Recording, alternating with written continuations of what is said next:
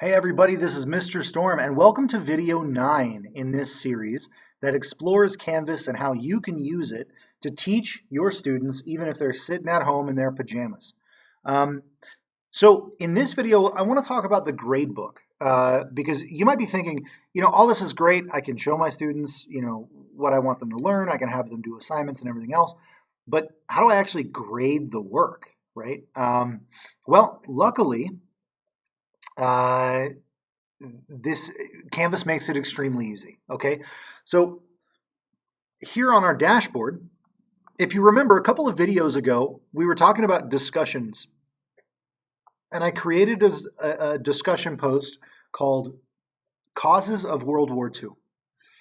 And then I set the due date to July 29th, which for me is tomorrow. For you, it's probably sometime in the past. I can see that in my coming up section, I have an assignment that is about to be due, and I might need to start paying attention to these assignments as they populate. Now, the nice thing is, I'm going to go into, let's go here. Actually, that won't generate. So the nice thing is, as students turn in assignments, you will see an indication here next to the assignment how many students have submitted the work. This icon will turn into a number icon, I believe, if I'm remembering correctly, that shows you how many assignments have been turned in, which need to be graded. So this is a helpful tool for you as a teacher to remember, oh, hey, I have all, apparently I can't install updates right now. Anywho, so this is a helpful tool for you as a teacher to remember, oh, hey, I have assignments to grade. So maybe I should just click on that and go right into it. I'm going to go into this test course here, and we're going to take a look at what the gradebook looks like. And then I will show you a couple of things, how to grade assignments and whatnot. Okay, so in this course, I actually have two students. I have my wife and I have my son. I chose them because they both have UMA email addresses. My wife is a teacher here, and my son is a student here, and they both gave me permission to use their information for this video. So I'm only going to have two students in this class. Your class is going to have a lot more than just the two students, hopefully, right? So if I click on grades, this will take me to the grade book. I can see I have Amber Storm and Michael Storm. Now they're both in the same section, which I can show you how to sort by that in just a minute. I can see they have a couple of assignments. There's assignment 1, quiz 1, scavenger hunt, which is unpublished, online scavenger hunt. It shows me it's worth 15 points. I have my apps assignment, which is worth 3 points. And I have my causes of World War II discussion, which is 0 points. I can see that my son has a total grade of 100%, and my wife has a total grade of 54.5%, or yeah, 54.5%. So she's failing my class. No good. No good at all. Okay, this right here is your assignments group called assignments. Now, some of you weight your courses differently. Some of you have, quizzes are worth 50 points or 50%. Assignments are worth 40%. Participation is worth 10%. Or, maybe you have 5 different assignment groups and they're all weighted 20%. Or however you set up your assignment weighting. I'm going to show you how to weight your assignments in this in Canvas so that it populates in your gradebook. So if you click on the Assignments tab, that will take you into here where we can see I have all of these. I have these 6 assignments. This one isn't published. I'm going to go ahead and publish that just for funsies. All right, so these are all now published assignments, but I only have one assignment group. So let's say I want to create a new assignment group, and I'm going to call this Discussions. Okay, and in the discussions group, I want to move that causes of World War II discussion into that discussion group. And maybe I want my assignments, let's actually move our quizzes into their own group too. So I'm going to say quizzes. And I will move my quizzes into that group as well. I'm going to move this up here so it's easier to move things around. So my apps assignment is actually a quiz, and my quiz 1 is actually a quiz. Okay, perfect. So now I have all my assignments grouped here, my quizzes here, and my discussions here. Now, what I can do is I can weight these differently by going up here to this options and clicking assignment groups weight. Now what this is going to do is it's going to allow me to weight my final grade based on my assignments groups. So let's say my assignments are worth 40%, my quizzes are worth 50%, and my discussions are worth 10%. I'm going to click Save there. And I can see here that every assignment in here is worth 40% of the total. Every quiz in here is worth 50% of the total. And the Causes of World War II discussion is worth 10% of the total. Now, very quickly, I'm going to go in here and change the amount of points that this assignment is worth, because I don't want it to be worth 0 points, because then, automatically I miss out on that 10% of my grade. I'm going to make this worth, let's say, 5 points. Okay. And then I will save it. And look, it's really that simple. It's really that easy to make changes to your assignments in Canvas. You can just go straight to it, make the change real quick, and then come back. So now I have assignment groups set up. So if I go back to my gradebook, I should see those assignment groups separated out like that. So I'm going to go to grades.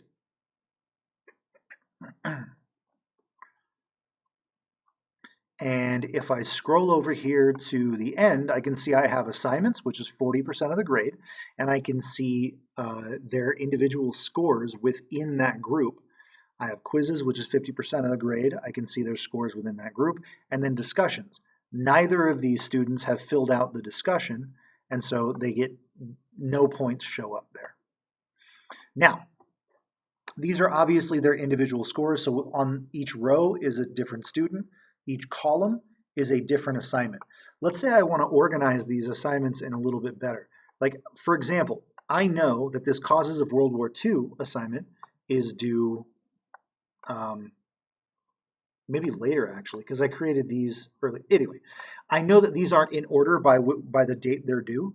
So maybe I want to sort this by the date they're due. So if I go over here to Settings, nope, not there, not yet. If I go to View, I can arrange by date oldest to newest or newest to oldest. I can arrange by points, meaning the highest amount of points are going to be at the end, or they'll be in the beginning. I can arrange by module. I can arrange by name. So I'm going to go oldest to newest. So that way it'll kind of like follow along as I go through the term. So these two assignments that we've already done, they've been filled out. The next assignment is going to be Causes of World War II, then Online Scavenger Hunt, then Apps assignment, right? So I can see that it progresses through time, which is what I want. The other thing that I can do is I can go into, hold on. Oh yeah, right here. I can go to filters, and I can create a filter for assignment groups. So let's say I only want to look at my quizzes. Then I can put in a filter for quizzes, and I only see the quizzes. Or let's say I want to filter by assignments. I can look at just the assignments and filter like that. I can also create a filter for modules. So I can see all the modules, which for us is just term 1. And I don't have the option to filter by section because I only have one section in this course. If you have multiple sections, you can also filter by sections. By sections, remember, I mean your different class periods. So you can have your sections sectioned out like A1, A2, A3, and then you can filter them out by that. So you can organize your gradebook by sections just by changing the filter here. Statuses. And here I can add or remove or change status tabs for assignments. So for example, let's say instead of the late assignments coming in this light blue, let's say I want to make them this weird pink color, then the late assignments will turn pink. Missing can be red, all that stuff.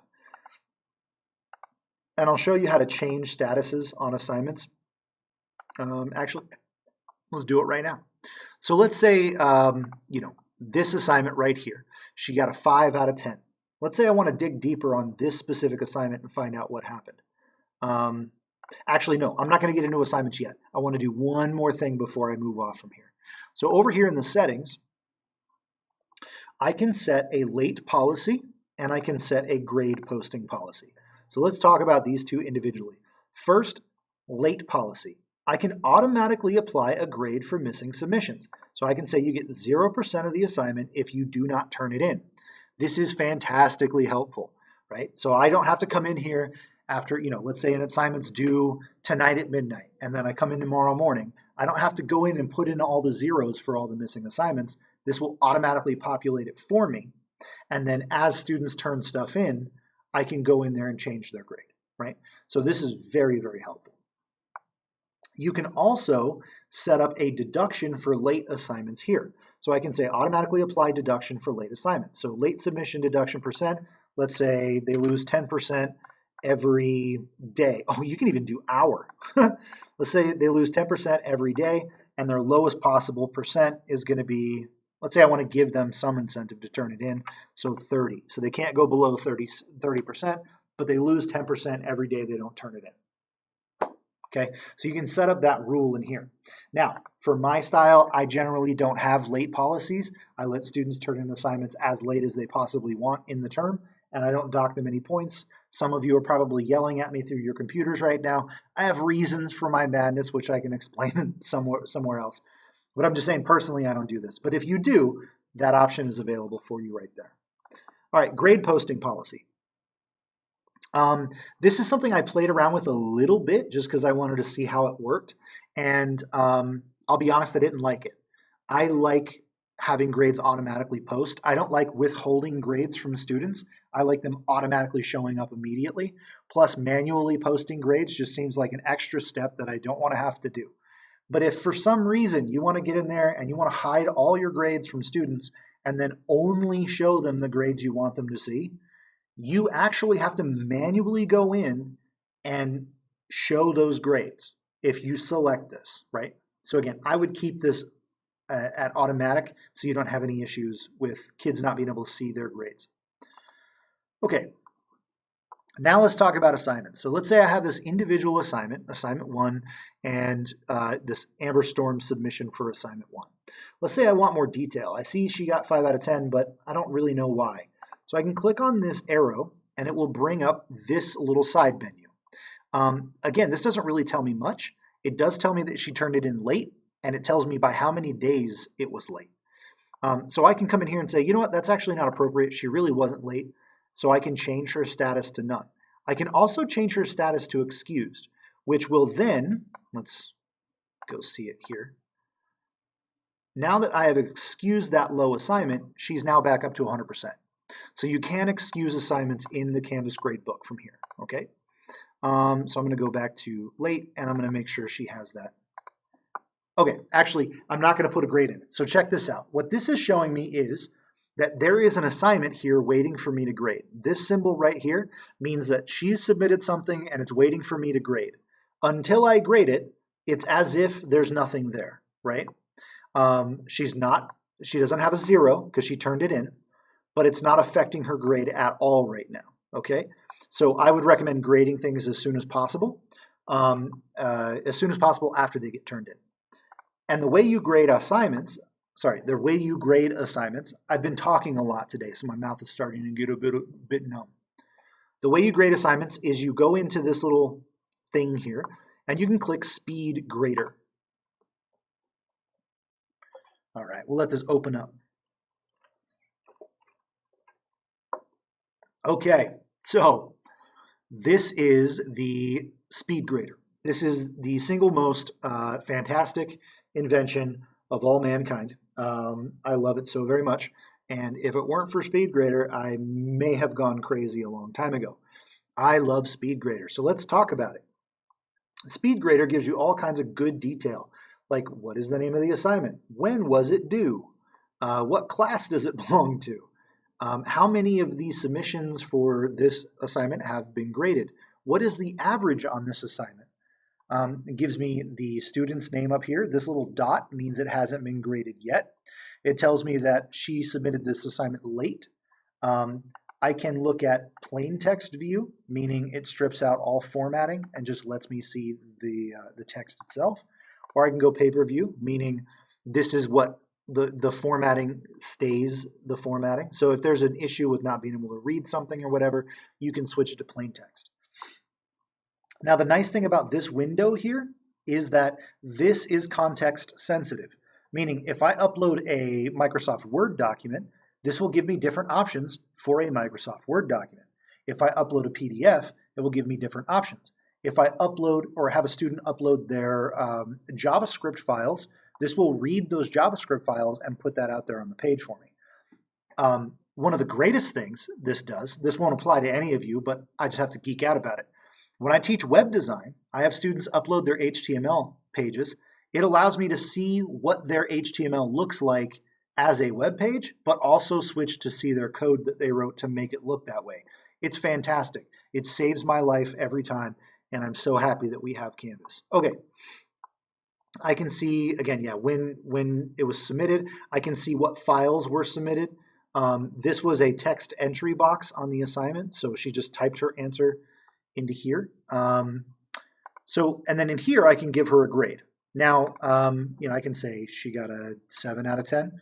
And then I can notice that the circle changed to a check mark, meaning this has been graded. I can also add comments here. I can write a comment to her saying, hey, great job, maybe be a little bit more, descriptive or whatever. I can attach files, meaning I can write out an entire paper on why her, whatever. I could also record media, meaning if I click this button, I'm going to close out of that quickly, I can record myself giving her feedback. And then that gets attached to her assignment, and then she can watch that video. When she looks at her grade, she can watch the video and find out why. I can also record audio. So instead of seeing my face, I'm just recording audio telling you why. So I can click the record button, and then I can talk and it will record my text. So, I'm just saying, hey, try next time to do better on the thing with the other thing. And then it kind of picks up what I'm saying and recognizes it and turns it into text. And then it puts it right in there into the assignment comments, right? Which I'm going to delete that. I don't want my wife getting an email from me. And that's the other thing too. Whenever you create a comment and hit submit, it'll actually notify them that they have a new comment waiting for them to review. And then I can download the comments given on the submission. Some of these, I have some students that just love feedback and they love talking about, and I have some students that we go back and forth on certain points, and these comment threads get kind of long. So I can download these submission comments and I can keep those on file so that I can refer back to them later if I want to. Now, the one thing that's missing here is the rubric. So all of my assignments, this is just obviously one I threw together, but all of my assignments have a rubric attached to them. And whenever I'm here in the Speedgrader, I can put in just a value for their score, or I can just click a button. I can click buttons here related to each of the criterion inside of my rubric. And it will allow me to just score based on that rubric instead of just giving them an arbitrary score that they may disagree with. Okay, let's see. Is it worth exploring Speedgrader options? Yeah, I mean, this is fine. You can sort your student list by submission status, which means like if I say just needs grading, save, set it. Okay, it's taking a little longer to save than it should. Then when I click this next arrow, it'll bring me to the next student that needs graded. And then the next student, and the next student, and the next student, and it'll show me until, So you can sort your stuff there. You can also hide grades for some reason. I don't know why you would hide grades from students. Or you can just go right back to the gradebook by clicking on that button. So anyway, I mean, that's really that's it for the gradebook. I don't know what else to cover in here. Again, there are all kinds of things that you can get into if you really want to get serious about it. There's all kinds of buttons you can push and things you can play with. But I think I essentially covered 90% of it, 95% of it probably. This is a really powerful gradebook. I like it a lot. Oh, one other thing you can do. You can come in here and you can set a default grade. So let's say your entire class did really well on this assignment and you want to give them a full credit. You can click that and say overwrite already entered grades, set default grade, and it gives all of your students a 5 out of 5, right? So you can do that as well. So anyway, Gradebook is a really powerful tool. Please get comfortable with it, because honestly, if you use this as your main gradebook, in the next video, I will show you how to link this gradebook to your Aspire account so that your courses in Aspire will automatically pull the scores from your Canvas gradebook, so you only have to manage this gradebook itself, and you're good to go. Okay, so I will see you in the next video. Thanks for paying attention.